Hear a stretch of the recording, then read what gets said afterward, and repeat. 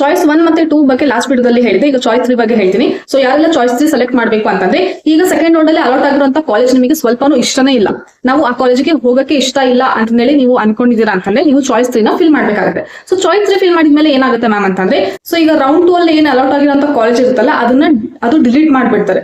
ಇನ್ನು ಮಿಕ್ಕಿರುವಂತ college list ಅಲ್ಲಿ option entry list ಅಲ್ಲಿ ಏನೇನಿರುತ್ತಲ್ಲ ಅದೆಲ್ಲ ರೌಂಡ್ 3 ಗೆ ಹೋಗುತ್ತೆ.